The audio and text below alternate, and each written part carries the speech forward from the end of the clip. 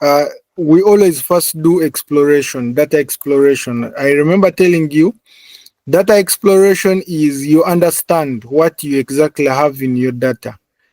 Which columns do you have? What do they stand for? You have to understand everything before even you start, such that you know the kind of data you have. So when we run from the left to the right, I always need and I always emphasize people to always do data exploration. That is the first step. So when I do data exploration here, I see we have an invoice number, branch, city, all that. We shall use it. The customer type here. And when you're doing data exploration, it is always good even to put filters. You can click on the filter and you see how many options you have there. You have members and non-members. That's normal, female and male. Then when we come here, we have unit price, which means every product here was having that price. This, remember, this is a supermarket data, which means it is a sales data.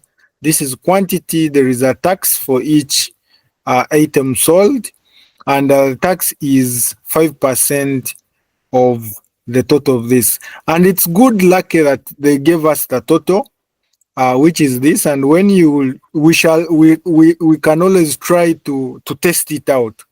We know that the total is always unit times quantity. So when I try to test it out, it will be equals to this times times the h, that is the quantity. So we end up getting 522.8, and this is the total. So when you add there the tax, then we should be getting the 548. So it means that we already have the total. We shall not be downloading or computing the total again. Then when you look at the date seems to be off somehow. Because, sorry for my cursor, because when you look at the dates, you see that some are on the right. You see some are aligned on the left, on the right, others are aligned on the left. And I remember one of our sessions, I told you that always when you have a date like this, you have to make sure that your date is all aligned on the right. So if your date is aligned on the right, well and good. Now, what I clearly understand here is that the month is in the middle. It means that we have to take care of that. So these ones are aligned on the right because this month is being looked as a day. So when you see the 27, when it goes beyond 12, that's why these ones are remaining this side, because there is no month that exceeds 27. So our model is looking at as if what is in the middle is a month, yet what is in the middle is a day. So which means, like, if you look at the first date, this is January, 5th of January, not 1st of May. But when we clearly look at this date, you'll find that Excel is looking at it as 1st of May, which is wrong. So we shall have to change that. Then there is time. We may not need it so much, but always you can need it when you're doing an analysis for your business or the business you're working for, to see at what time do orders come through. At what time do we have many orders coming through? Then this is the mode of payment. We also have a mode of payment on our side. This is cash, credit, and e-wallet. Then this is a cost of goods. Cost of goods is always like the purchase rate. It means that these 7 quantities in total were purchased this, but they were sold this. It means that we have a profit or a gross income of the difference, which you'll find here. Even they have given us the gross income, well and good. So most of the things have been given to us, but always when some of the things are not given to you, like the gross income, like the total, you always have to compute them because you always have unit and unit price and the quantities sold. Then you have the tax. So we have done data exploration. Here they are ranking which one is best, and that is, I think, from the highest is from 1 to 10. So that is a ranking. We may look at it later, but for now, let's focus on. Now, if you're creating a report for this business, we have done now data exploration is done. If you're creating, I will have to save this data as such that I don't work in my original file. So we save it as, then we browse and put it here in this folder. Just a moment. Excel mastery. So I'll change this to Excel workbook. I remember telling you never work in CSV. Then I will leave this as supermarket sales. I always want to start with a capital letter. And here we go. So I can go ahead and say this is a report.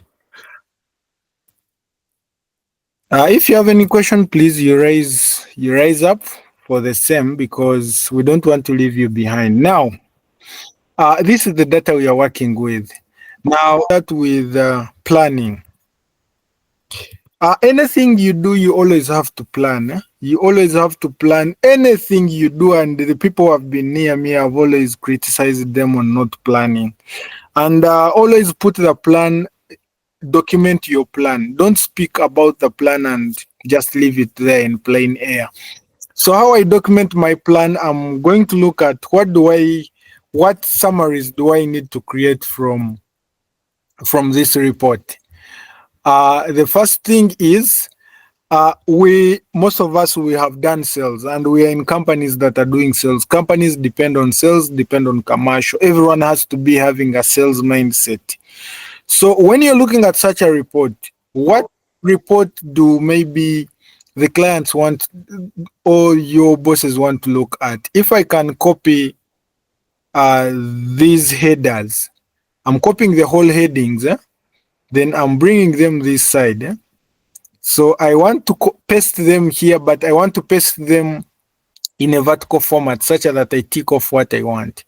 So if I press them in a vertical format, how do I do? You come on paste, you click on that arrow down, then you look for something they call transpose, which is here. Transpose means that what I'm copying here is in horizontal, but where I'm taking it, I want to paste it as vertical. So that's why we do transpose. So I'll do transpose. Now I have everything I have in my report. Now, what are we going to get using the what report or what summary does anyone need with the invoice IDs? This is going to be someone will need counts, right? Someone will want to know how many invoice IDs, right? Then branch, which means here we can go ahead and get the revenue from every branch. We get the profits. What else are we going to get? We can even get the number orders. Those are the sales from each branch, which means we can create a graph that shows each branch what revenue they have, profits they have, and the orders they are generating. Even you can go ahead and maybe look at the cost of goods, but that one may not be so much. Then also you can look at the product sold in each branch. So this will be the count of products sold. So what I'm doing here, I'm planning. I don't want to jump into a report immediately and start wondering how people do things. So I know you have ever wondered when you start doing a report and you start wondering, how does so-and-so does see things? It is always planning. So even city, we can do the same things for the city. So I can copy this to the city. Copying that is just selecting anything on top and do a control D. It will always paste everything down. Then the customer type, we can also do the same, but it doesn't mean that everything is going to be in your report. But this one shows you what can come out when you're using such an ID in your report. Then gender, still you can do revenue per gender, profits coming from each gender, orders from each gender, counts of products sold by gender. You can also do the same. Then the product line, we shall get revenue, profits, and orders. Obviously, we shall not count products under products, right? So unit price, this one is a number. We are not doing anything with this. We are not doing anything with this. All these are numbers. So whatever I was dealing with here, these were text, or they were categories we can consider. Then the date, obviously the date will give us, we shall customize dates by revenue, by profits, how many orders came in per day or per month, or if it is years. Time, we can leave it out, but for now we always have a heat map here. A heat map is a type of chart that clearly shows you when you have high or low orders. Then mode of payment, still we can do mode of payment by revenue and orders. How many orders are paid with a certain mode of payment? We can also go with that. Then cost of goods, that's a number. Margins a number, that is a number. Ranking here, we can take the top 5. The top 5. So currently, what I have done is exactly what everyone should always do. The moment you skip planning, know that you're going to take long. If you are supposed to do this report in 30 minutes, you're going to do it for 2 hours, and with excuses, you're giving excuses to people, like the way you're busy, the way you're working on a report, the way the report has taken long, but ideally is you didn't plan. Now, after you have done your planning, remember now we have to start executing. So the first thing is, it is part of the plan, but creating out summaries for the things you have already put across. So, first of all, everyone will always need, remember last time we created pivot tables, and exactly even that's what we are going to deal out with. Now, in pivot tables, what do I need? I'll share with you this in case we are done. So let me put here a divider. I'm selecting a whole column. I give it black. Just make sure that you're always smart in everything you're doing. So you can put even this in form of a table, such that you can easily keep reaching out on what you had planned to do. Then here, I'm going to see what do I need. First, scorecard. Remember I told you what a scorecard means. The scorecard is just a number that you present in your report. So for scorecards, if you have seen our reports, those scorecards you see at the top, like the amount of revenue, how much has been dispatched, that's a scorecard. So here we shall do a scorecard for total revenue. Then we shall do a scorecards for profits. We shall do a scorecards for COGS. And we shall do a scorecards for number of products. Then we shall do a scorecards for number of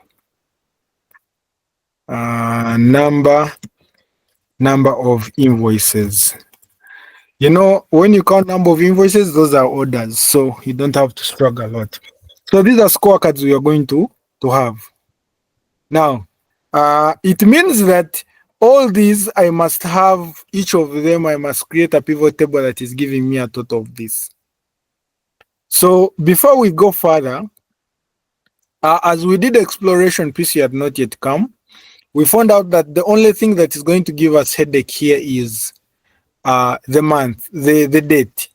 You'll find that if I change this date to the date format I always love to use, That is, you go to General, you go to more numbers, and you look at customize. You look out for anything that has a DD with 3 M's.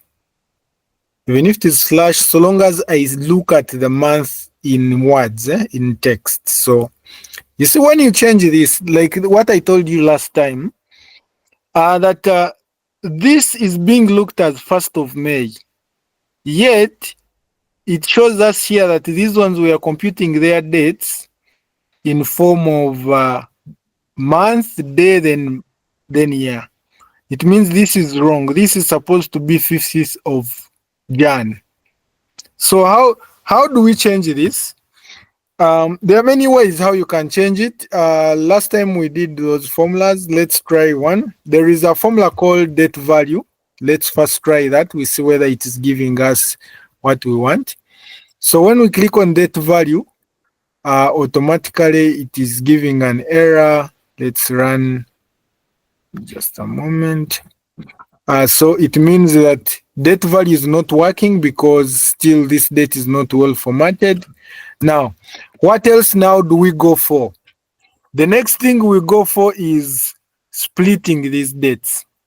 And when you run through, you see that we have, it is only 1 year, 2019. So we may not bother a lot with the different years. So it is only 1 year. So we have to split this. So splitting is easy. You can always take this column at the end, or you can always create more 3. We are going to create more 3 columns, such that when I split this, they can go into these columns, then I easily pick them out.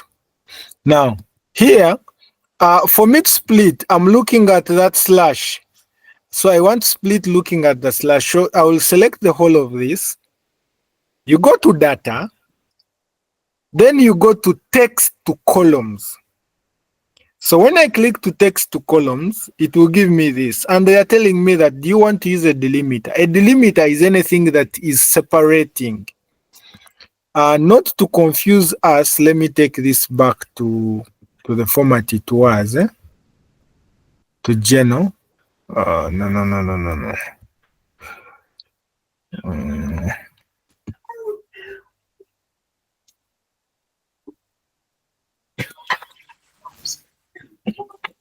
Let me take it back to this. So I've taken it back to that, such that you can see all the slashes. Now, we are going to split this first. What are we doing here is because we want to change these date formats. They are wrongly printed. So you go to data, text to columns, then delimiter. A delimiter means a separator. For our case, our separator is the slash. So I will say next. And now they're asking me, can you note out what is your delimiter? So my delimiter is not a semicolon, not a comma, not a space, but it is something I can put here, which is a slash, right? So when I put a slash, I go ahead and do next.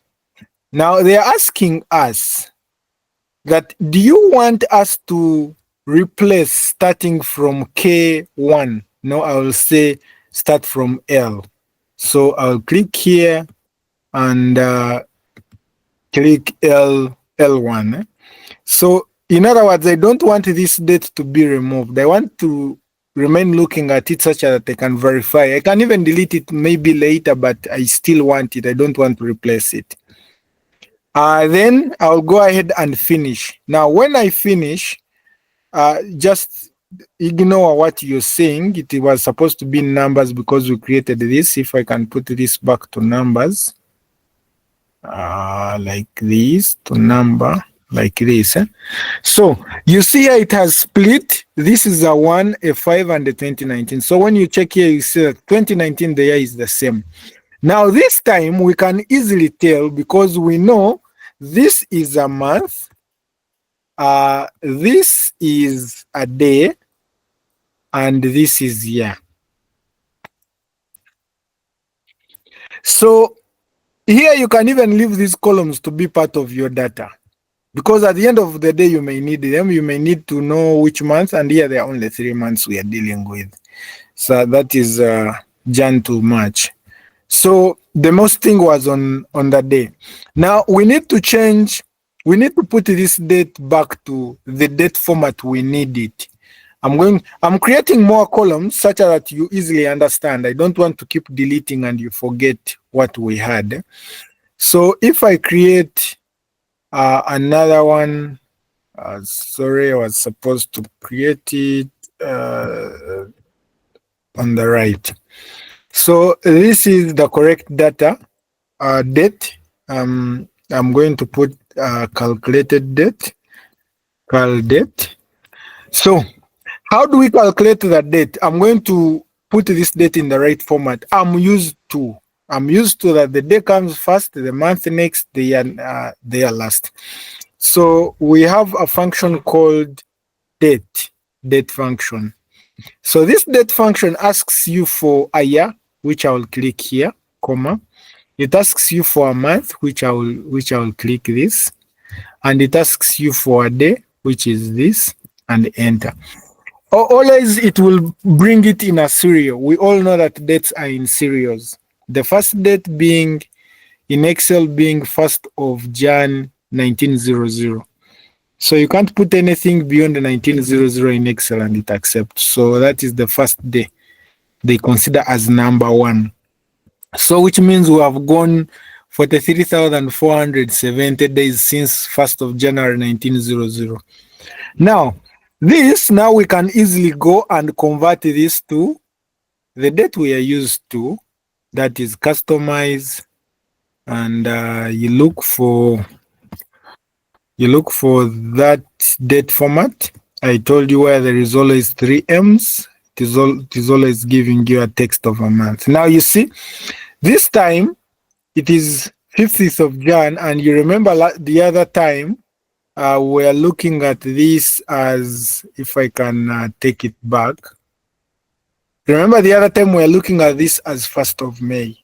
So you have always to be keen enough, because the moment you don't be keen on this, so if I can highlight them out for you to see. So that was the wrong one, and this is the correct one.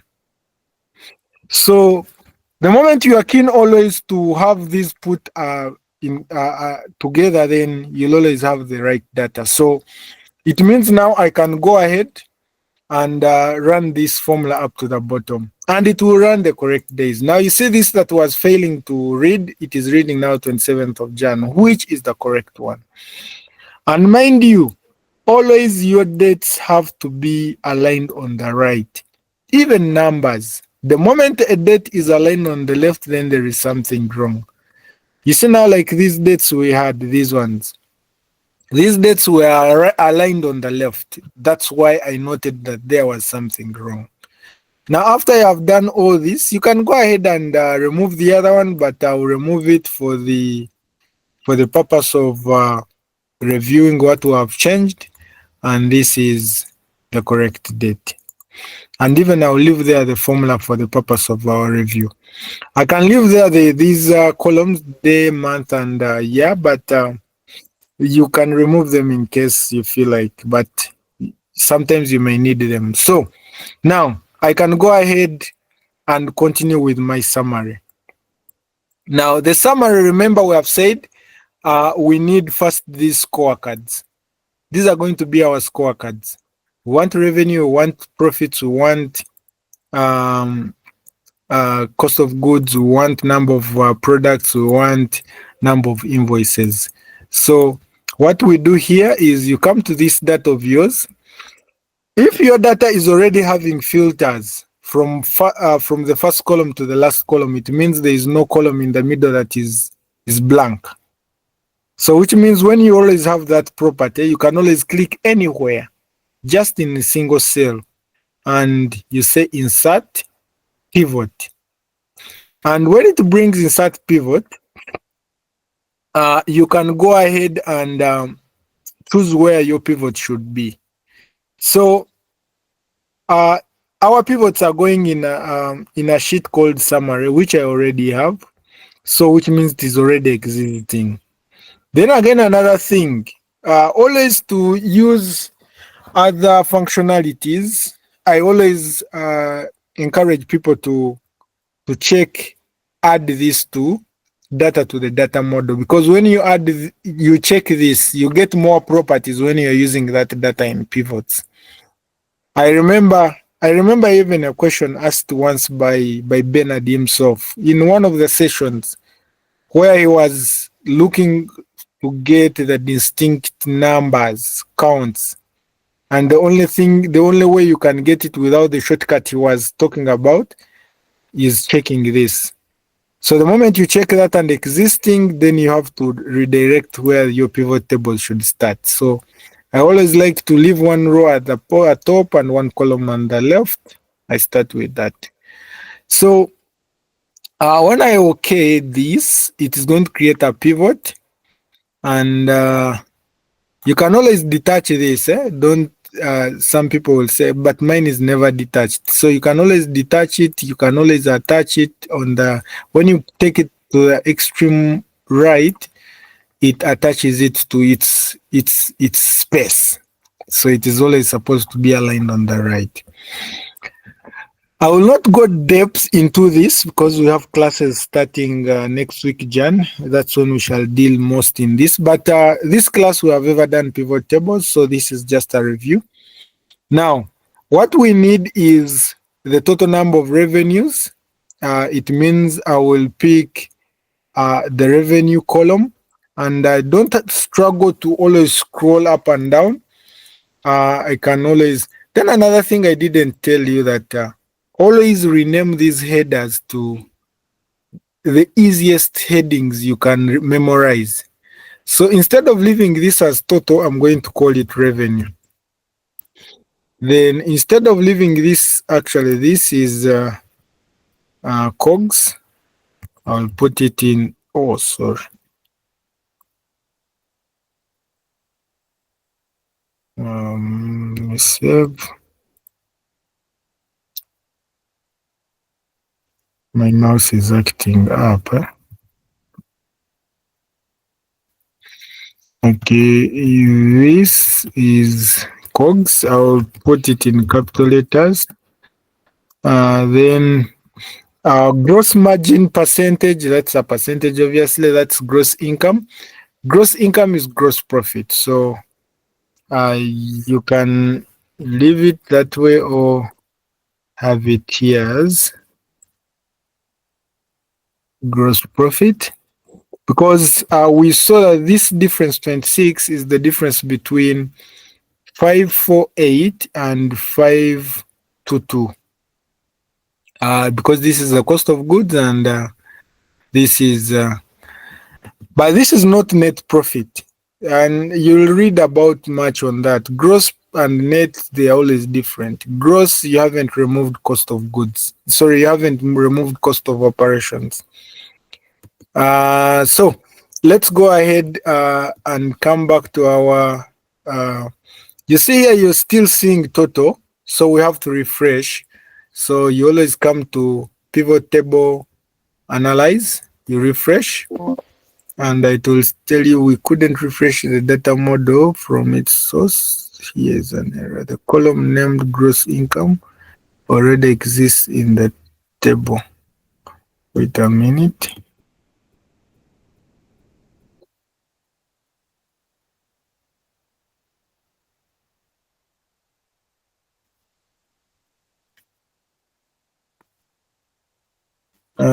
Gross margin. Let me refresh this.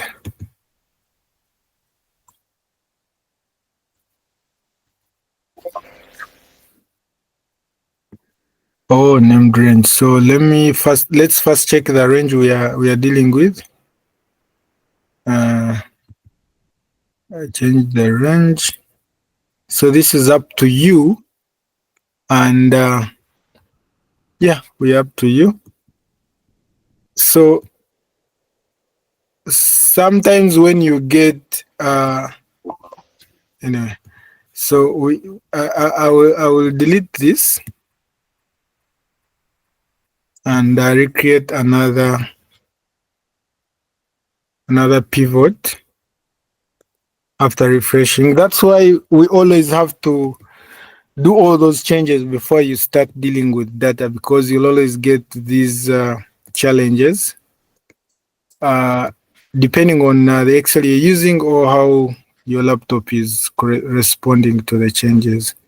So yeah, when you come this time, you'll see we have do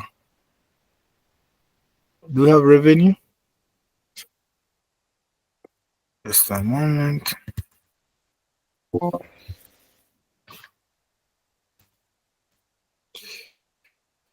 This thing has not yet changed.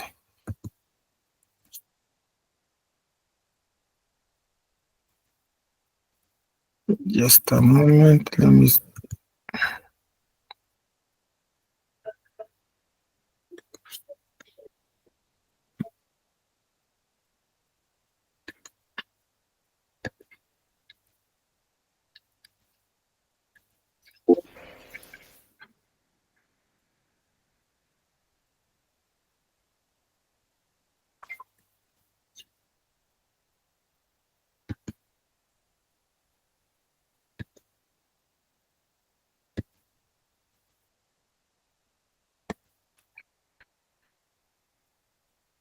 I have a problem with my PC. I think, I don't know, overheating. I'm restarting. I'm reopening this. Joseph, you're welcome. I didn't realize that you were there in the background.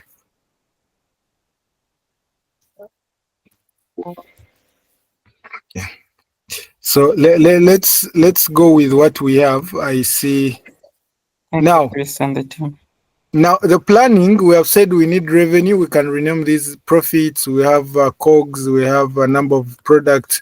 So I will start with the revenue. I will take it into values. So this is it. So which means you can come and rename it from here to make it more as you need it. Then I can format this. Now, this is one, but remember this is a pivot table, even though you see it as a single figure. But why do we need to have it this way? That when we start passing filters using our slicer, even this should always be affected. And I told you last time that when you have a pivot table, make sure that those pivot tables are always renamed here. Go ahead and rename them such that you can never forget which pivot is which. You see now this is pivot table 2. The moment you reach in pivot table 30, you don't know which one is which. So you can always, and last time I said you can always use like PVT underscore revenue.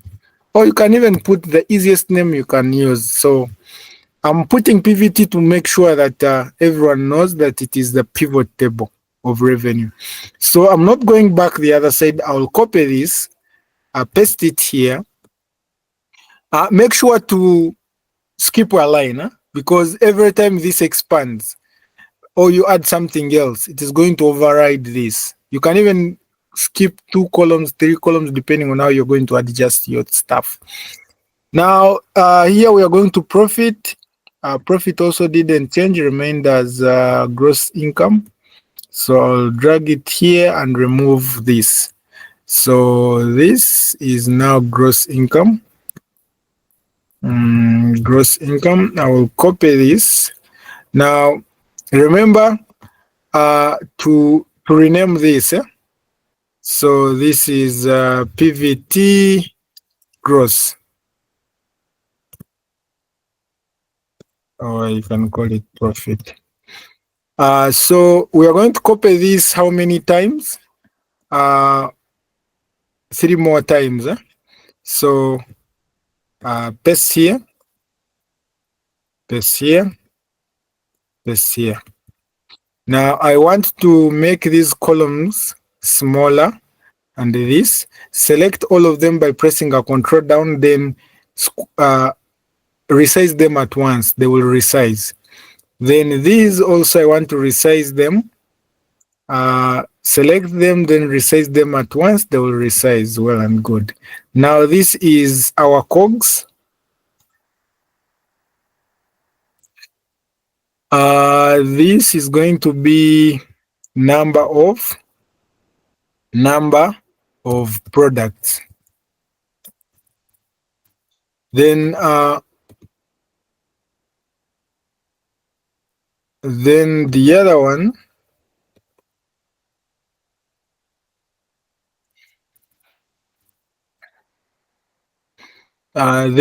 other one, is going to be, the last one is number of invoices.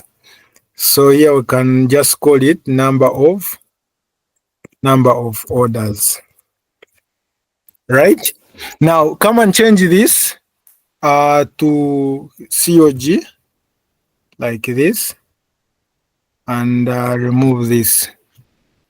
Then this number of products. So you look for product line, which is this,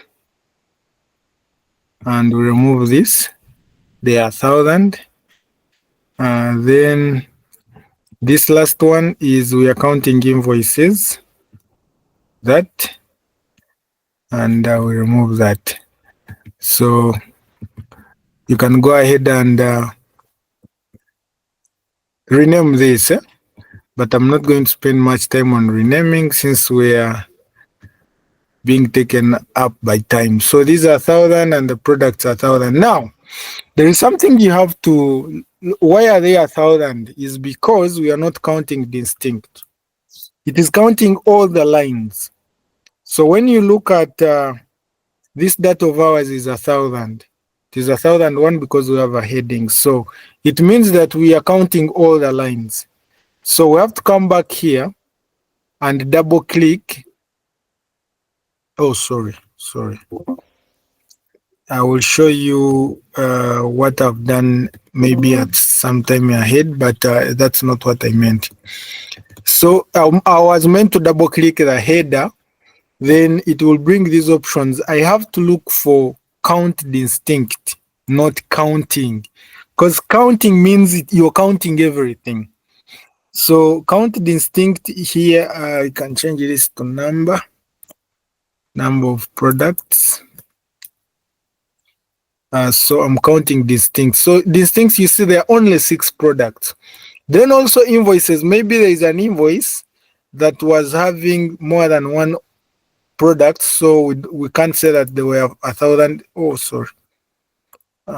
When you double click the number, it brings all the items that are filtered by that. So I have to double click the header, then look out for the distinct. Shit. These are orders. These are orders. Okay. Yeah, orders still they remain 1,000, which means those orders are not assorted. Every line is an order on its own. So now already here, this is reporting. Already someone who had this data, in summary, in only 1 minute, someone can tell that this company has done a revenue of this. This is the profits they have.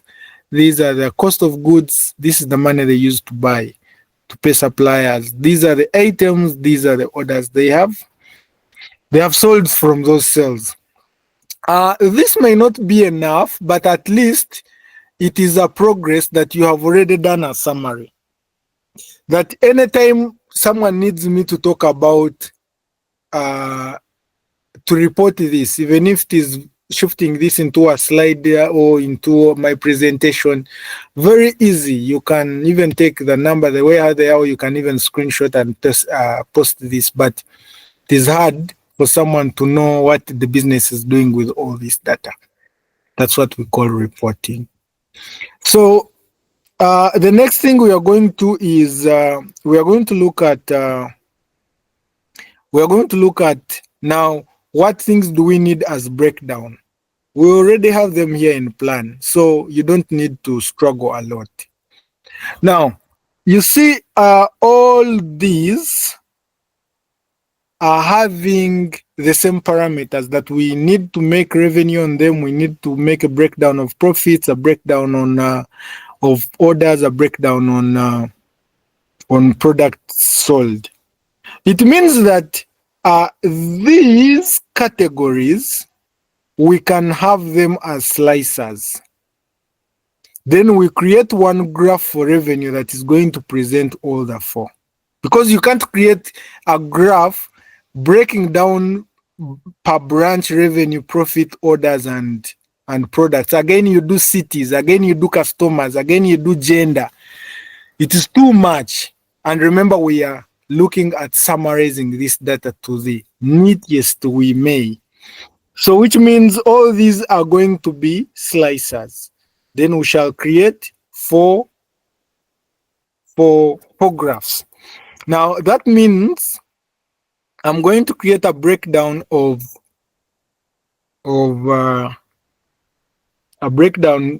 products, breakdown of by revenue, which means I can do products by revenue, products by profits, products by orders. Then I can leave out this, such that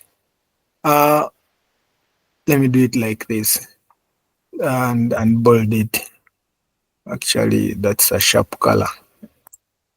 So which means I'll not have a graph showing the number of products sold. It is only this that will go for these three graphs. So meaning that I'm starting off.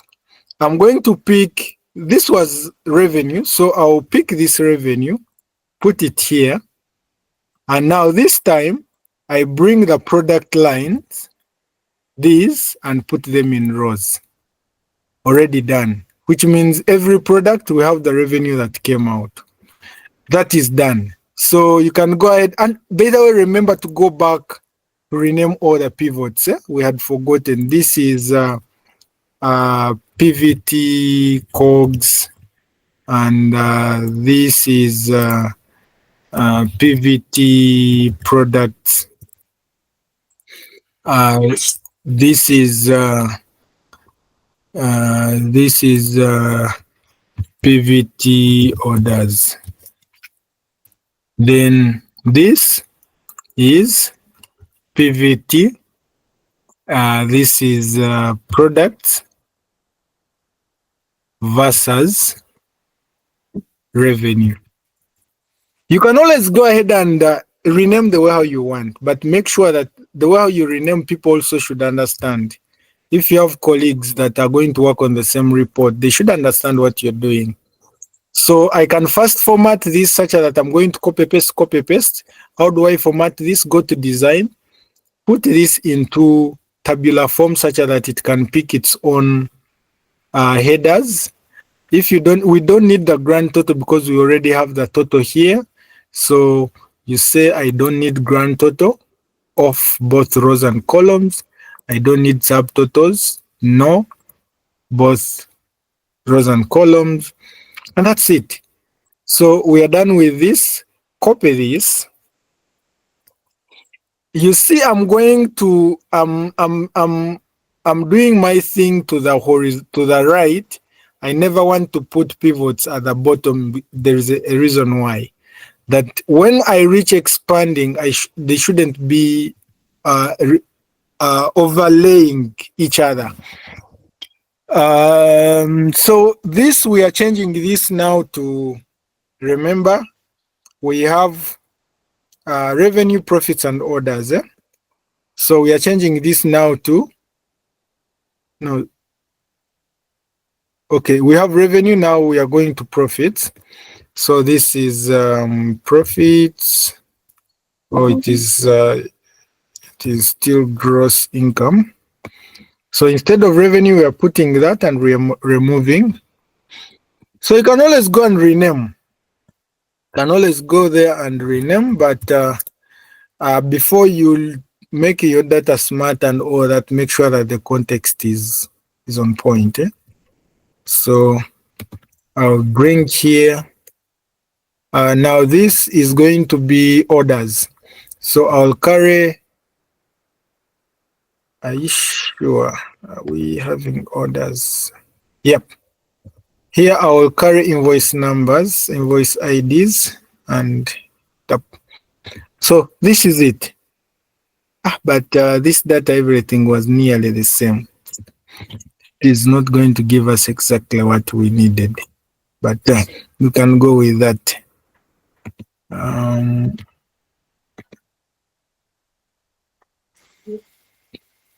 Okay. Now we have the three. Remember also to rename these pivots. I can actually copy this and change this. This is versus profits, and this is revenue, products versus COG, COGS. No, these were orders.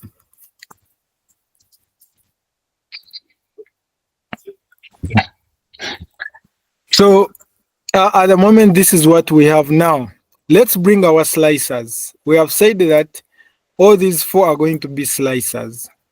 Slicers means that we shall use them for, actually even we may bring payment model, but you can go ahead and work on that. I'm looking at the time. We're already ahead of our time, but let's complete something. Last time we did the same, and this time please get some time and do a recap and come up with a good dashboard. Now we are going to, you can give me more 20 minutes, just beg. We extend this to another level. Now let's get the slicers. Now you can click in any of the pivot tables.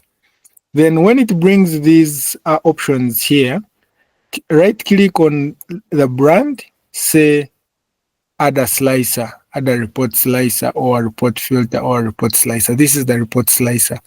But the best thing is going to pivots, then you say insert slicers. Then when you go to any pivot, will give you this option. Then you go and check all the slicers we want. We want by branch, we want by city, we want by customer type, we want by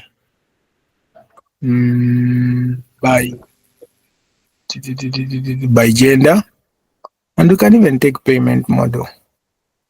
Boom. So these are all the slicers we have.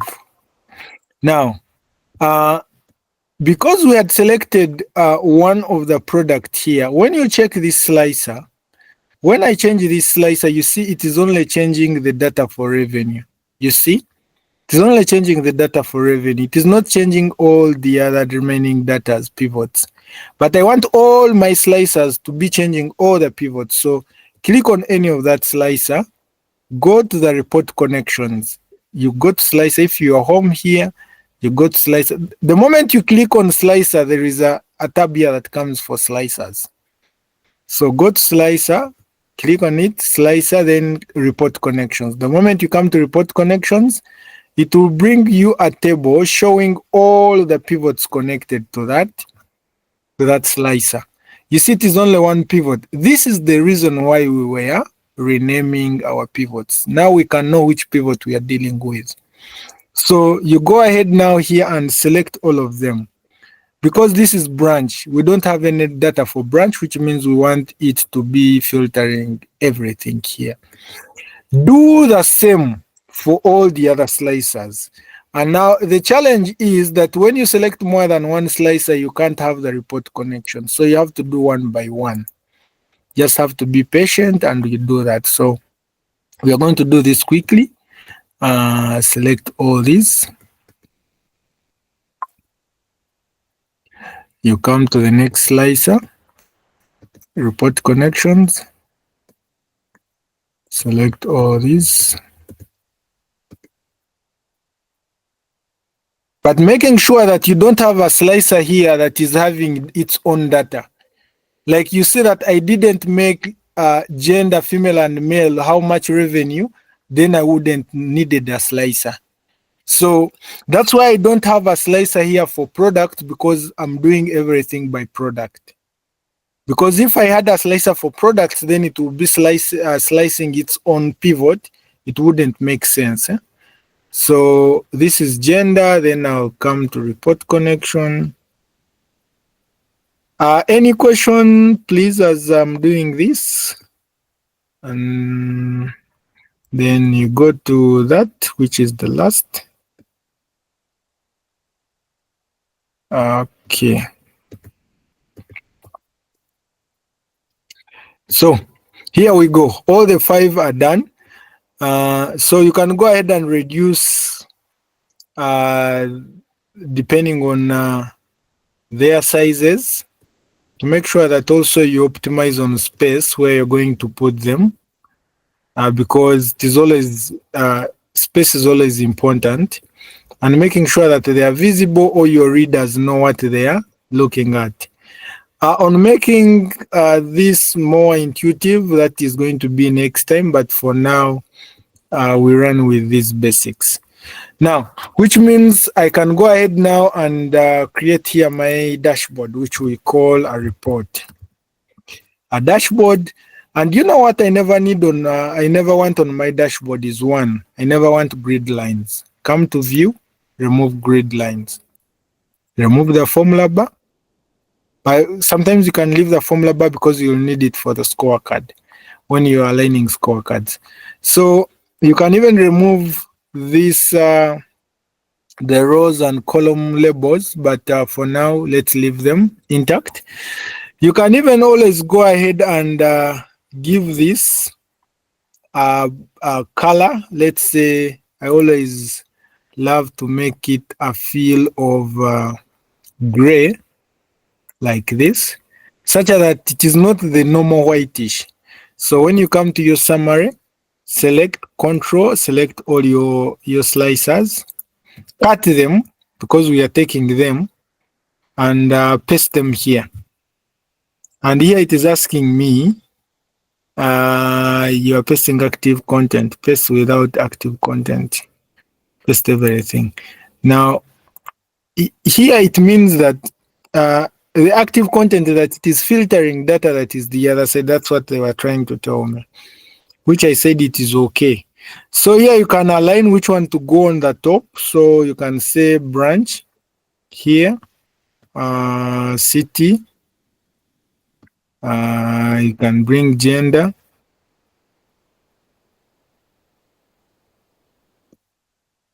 So to make sure that they are all aligned. Now, you can, like payments and customer, we can have them horizontal. How do you do that? You come to slicer and make this one 3 columns. So when you make it 3 columns, it becomes horizontal like this. So you can make it horizontal like that. And you can have this one also horizontal by making it 2 columns like this. Now, there we go. Which means any chart I bring here, it will be easily formatted by this. In other words, okay, let's create scorecards for this. Scorecards are very simple. Last time I told you, I'll share you videos on my channel where I was creating a scorecard. You can pick some knowledge, but a scorecard is just a matter of inserting a shape. So if I insert a text shape, this, and now when you click on let me first take it the other side. Let's do it from this side then. Now when you click on its edges and you go to the formula bar, you write equals and you say, you click on this. You have to make sure that it is never giving you the get measure, because the get measure will give you some errors, which means if I'm looking at the cell directly itself, that is B2, now B3, is the number. So it will give me that number, which means if I cut this and bring it this side, shit, I have to do it from here. Equals, go the other side. This is B3.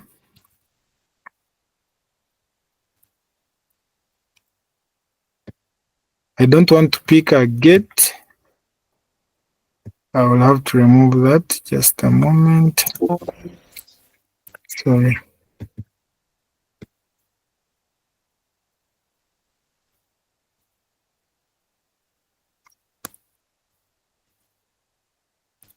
That is B3. So it will pick for us that number. So you can go ahead and format this. Always, you'll see in my tutorial, if you insert now a shape, which is in this format, then you can have this number put on top. Bring it forward. And I can remove the shape fill to no fill and put that text to white, and I increase its so you can, there is a lot to do here, to play with the shape outline to no fill. Then, so which means the moment I click on cash, this number changes. The moment I click on branch A, this number changes. The moment I click on female, that number changes. That's a scorecard. Now, which means you're supposed to create, obviously you'll have to put headers, which means it is that, copy paste this. Now the header was a 2. The header was a 2, which was revenue. Remember, it goes back. You have to redo the colors and everything. This is white. You have to put it to white. Now, this is revenue, which means you'll do the same thing for both. You can go ahead and copy and group this. So you can group this, but you can group at the end. So I can move this one here, copy paste, copy paste again. Then we have 5. Paste like this. So you can go ahead and change this. Now you are going to to play with these numbers. So you'll have to see my revenue is in D, which means I'll be changing D, F. So let me start with D. So I will come here and change this to D. But remember, when you change it, goes back to the default color and size, which means you'll always have to change them back. So change them back is you can do a format painter and click on it. It changes back, format painter, and click on it. Very simple. So now this is the gross income, which means if I X this, you see they change automatically. It is already an active dashboard. So go ahead and change this. Now this is F, which means I can go ahead and change this to F. Then change that to F also. Then this, we have H and J. So I've changed this to H. Change this to H. Then this to J. Then this to J. Okay. Now, doing it easily, I'll click here, Format Painter. You double click it such that the Format Painter is locked. You come and click on this, you come and click on this, you come and click on this. You will center them later. Click on the Format Painter, you leave it, then you come and click on the wording. You go Format Painter, double click on it such that you lock it. So long as it is in gray and this thing is always locked, then you come and click on that, click on this, click on this. Click on it first, leave it, then you can go ahead and center this. So I can Go ahead and select all these and center. Do the same here and center. Now we want to put them in the same line, which means we can start with this, and you go ahead now and right click and group them. Why do we group them? Such that if I'm moving it, it is moving as one, rather than when I'm moving this, it leaves the other part there. So after you have done your centering and everything, it is always good to control click on them, all of them, and group. Right click and group. The other things, guys, you'll do them, but I was trying to show you an intro on how you can do that, which means now if I'm playing with my data, imagine now I'm in a presentation, I'm presenting to my team. We say, okay, Kawempe branch, that is territory, you have a profit of this, you have a gross of this, these are some cogs of uh, uh, cost of goods, these are the products you're selling. That's how reports are made. Even when you go to our dashboard, that's how things are. The only thing is we have a team doing that. But imagine you are not in the space you are, where a sales supervisor, you have to present such a report to the management who don't have those dashboards. So just learn and expertise yourself to using such tools, such that it is always easy to maneuver with data. Now let's go on charts. Those ones you'll complete to do to realign this. You'll do it on your end, align it, give it a header, because I have not put a header here. Obviously, a header, you insert a shape first, like this, for your dashboard. Then after inserting a shape, you bring a text box, put it anywhere.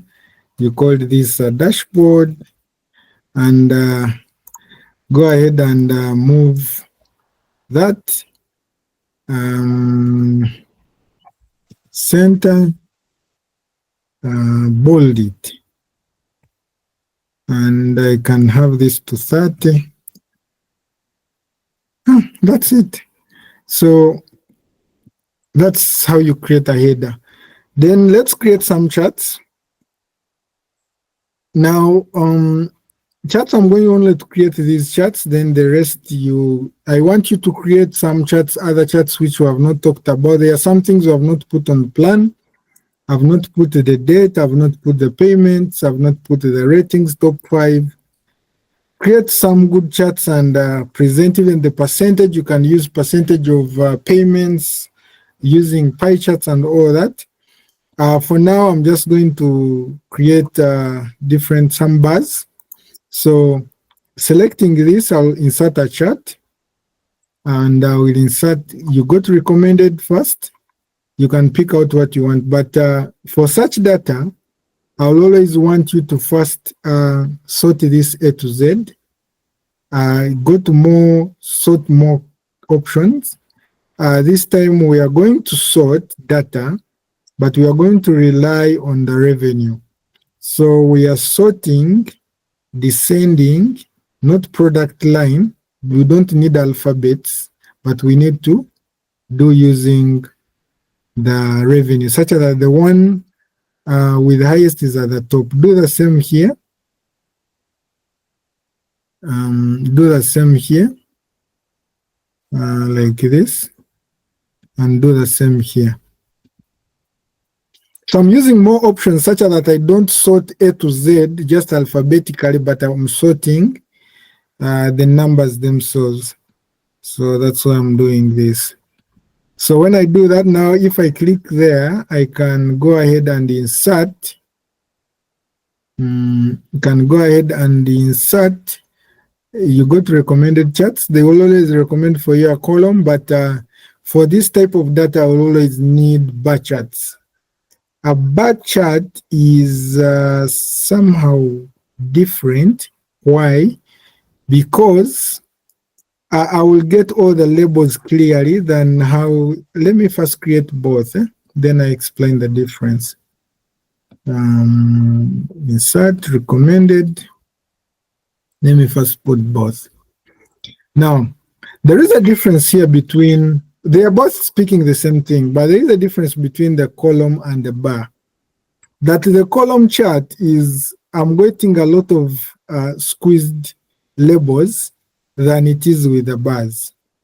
The column chart can only work best if you're having temporal changing data. That is like by date, Monday to Thursday, Sunday to this, or January to December.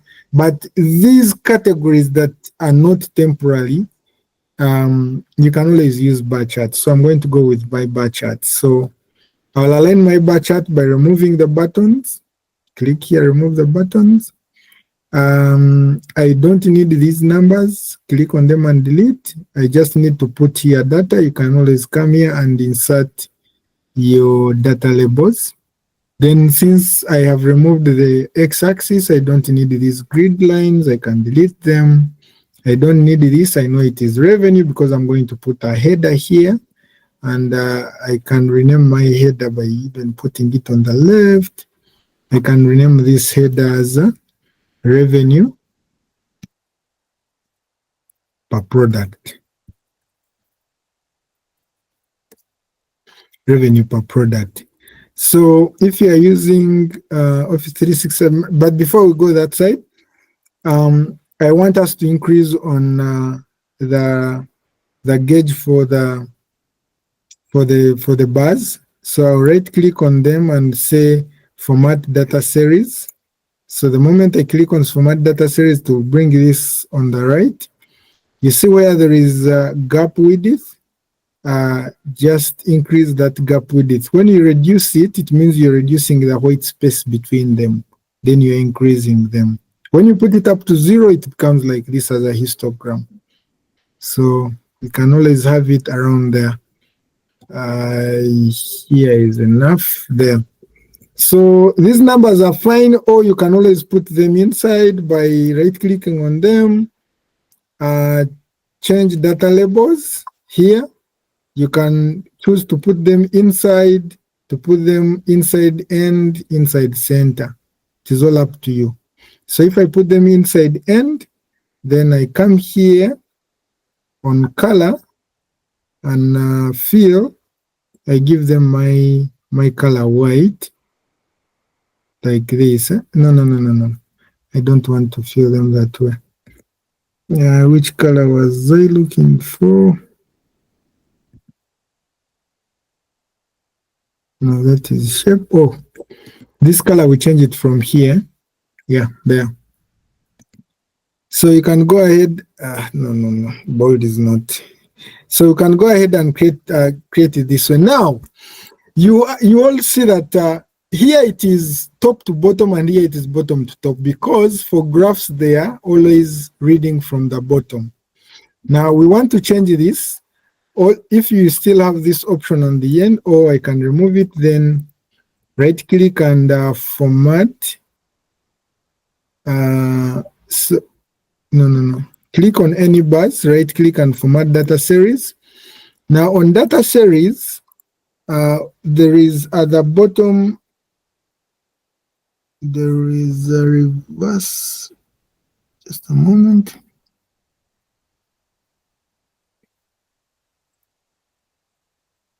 Yeah, here it is. You right click on the y-axis labels and format them. It will always actually be on this point. Then there is always here axis position, categories in a reverse order. So we want it in a reverse order the way it is. So when you tick this, the top goes at the top than it is at the bottom. So the moment you have done this, then I'll cut this and take it to my dashboard. The dashboard is picking shape. So you can even go ahead and remove the background by coming here no fill, such that the background resembles the background of my dashboard. Or you can go ahead and put your own backgrounds that you can play with, and that is always the shapes. So if I can insert a shape, which is this kind of shape like this, reduce its like this, then I can give this a shape of maybe white, like this, then send it backwards. So I'll send it backwards like that. So you'll see that it is at least picking shape with the format you're using. Such that at the end of the day, align very well, put it into a shape that can easily be viewed. You can even always keep updating your data, and you just come here and refresh, because everything here is refreshing directly from the pivots, which are picking directly from your source of data.